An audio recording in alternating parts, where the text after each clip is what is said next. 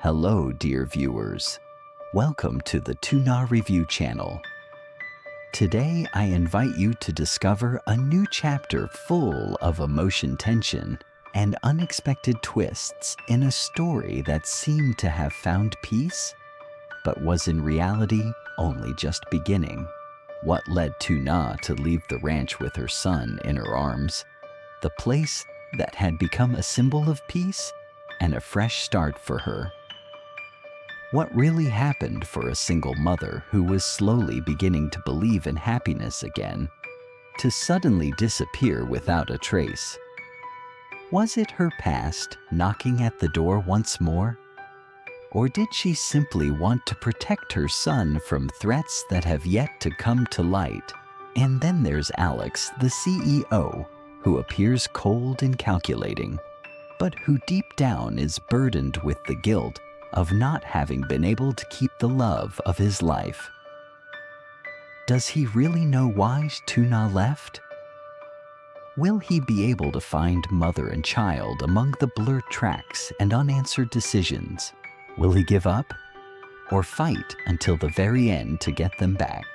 What comes next will leave no one indifferent.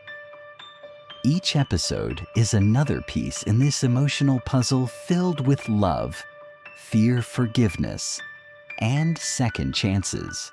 Don't forget to subscribe to the channel and turn on notifications so you won't miss a single detail of this passionate story between Tuna and CEO Alex. Join me until the very end of this journey, where destiny still has much to say. Alex, the CEO, many believe to be cold and calculating, once again proved that behind that impeccable suit hides a man who is attentive, empathetic, and deeply human when it comes to the woman who holds his heart.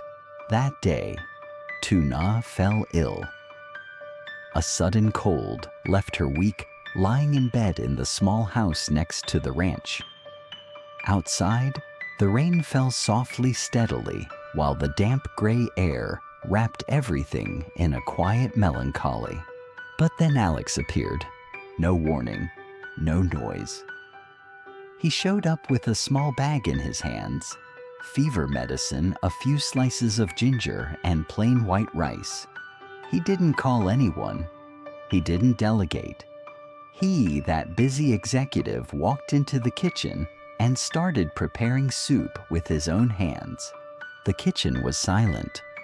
Only the gentle bubbling of the boiling broth could be heard, the timid tapping of the rain, and the steady breath of a man who, without saying a word, was caring for the most precious thing he had.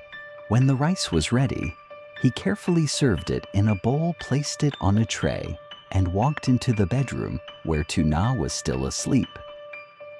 He stood there for a moment, silently watching her like someone looking at something fragile and dearly loved. A few minutes later, she woke up, and the first thing she saw was Alex sitting at the edge of the bed, bowl in hand, with a look that blended worry and tenderness. She couldn't believe it. "Did you make this?" she whispered, her voice hoarse from the fever. Alex nodded with a calm smile. "It's just rice with ginger, but it'll help warm you up." They said nothing else, just looked at each other. For a few seconds, time seemed to stand still. No words were needed. Both smiled shyly, wrapped in that silent intimacy that only exists between two people who feel, but aren't yet ready to confess. But then, the phone rang. Alex looked at it. It was his assistant. An emergency meeting. He had to return to the company immediately. He stood up quickly, tucked her in more securely, told her to rest, and promised he'd be back soon. Before leaving, he turned one last time and gave her a final look. One of those glances that say more than 1,000 words. Tuna watched him leave, saying nothing, her eyes following him until his car disappeared completely. The house fell silent once again. But this time, the silence wasn't cold. There was something warm, and at the same time confusing inside her. She slowly got up to tidy things a bit, and that's when she saw a piece of paper on the floor, right where Alex had been sitting. She picked it up. It was a document folded in half, a little wrinkled, but intact. DNA test report, the title read at the top. Tuna's heart sank. Her hands trembled. Her eyes flew over the text. She saw her name. She saw Johonni's name. And at the end, that devastating line, "No biological relationship exists." She froze. She let herself fall onto the bed, the paper still between her fingers. She couldn't believe it. "How is this possible?" she whispered, barely audible. All her life, she had believed she was Johonni's sister. They hadn't shared a childhood or many memories, but she felt that bond, that blood tie that gave her strength to go on, that made her feel she wasn't alone in the world. And now, had it all been a mistake, a lie? And what hurt most wasn't just the truth on that paper, but knowing that Alex knew, and that he had hidden it from her. How long had he known? Why didn't he tell her? How could he look at her with such tenderness while keeping such a painful secret? Tuna didn't know whether to be angry or break down in tears. She hugged the report to her chest, and the tears began to fall. Silently, no screams, no rage, just a deep, dull ache that had no words. She had lost so much in her life, but she had always believed she still had one thing left: family. Now, not even that was certain.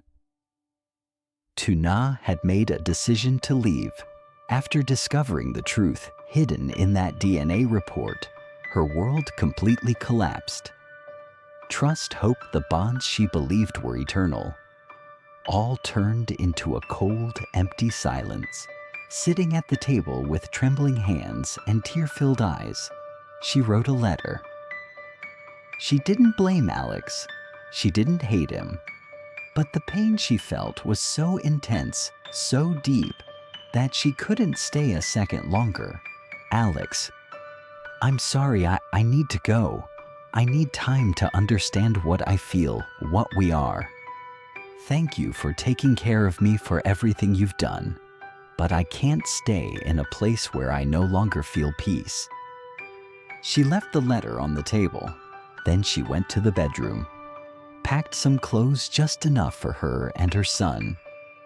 The little one slept peacefully, unaware that in a few hours, his life would change course without direction. And so Tuna left, with her son in her arms, without a destination, only the echo of goodbye resonating in her soul. The wind blew gently, rustling the fallen leaves on the path. The road ahead seemed endless. Each step felt heavy, as if she were carrying not just her body, but a shattered heart. She didn't know where to go or who might be waiting. She just wanted to get away from the house, from the truth, from Alex. Meanwhile, Alex was returning home after a long day of meetings, unaware of what he was about to discover. When he opened his briefcase, his expression changed. The DNA report was gone.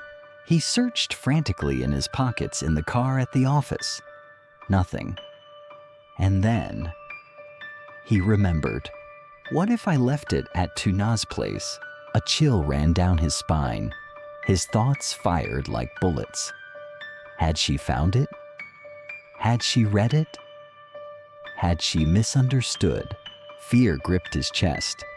Without thinking, he ran out, jumped into the car, and sped toward the ranch. During the drive, his mind found no peace. What if she thinks I betrayed her? What if she believes I kept the truth because I never truly loved her? He wanted to stop time, to arrive sooner, to explain. But it was too late. When he arrived, the ranch was silent. A silence that hurt. "Tuna," he shouted. No response. He ran inside. The house, empty. The bedroom, a mess. The kitchen, cold. Only one thing remained on the table, a letter. He opened it with trembling hands. It was from her, saying goodbye, with soft, sorrowful words. No resentment, just an open wound, and the need to leave. Alex collapsed into the chair. His world turned to ashes in seconds. Tuna was gone, with her son, with her love, with everything that gave his life meaning. He searched for her, everywhere she used to go. The bookstore, the cafe, the park where they walked. He showed photos, asked questions, begged, but no one knew anything. No one had seen her. It was as if she had vanished. Finally, he pulled over by the side of the road. He leaned his forehead on the steering wheel and broke down. For the first time, the great CEO felt small, not for losing a deal, but for losing the love of his life. The story is not over, but for now, he searches without direction. She walks with a wounded heart, and an innocent child begins his life in the midst of a silent separation. Nên là họ thực sự chạm đến với các phút trong tâm hồn nhau. Nên đấy, đây là sự việc rồi bên nhau rất lâu. Tay vẫn nắm tay, tay kể hai họ không biết ngày mai sẽ thế nào. Nhưng cũng biết đêm nay họ đã hiểu rằng tình yêu không trụ nhà. Nên khi vui là biết khóc cùng nhau khi cần. Đấy,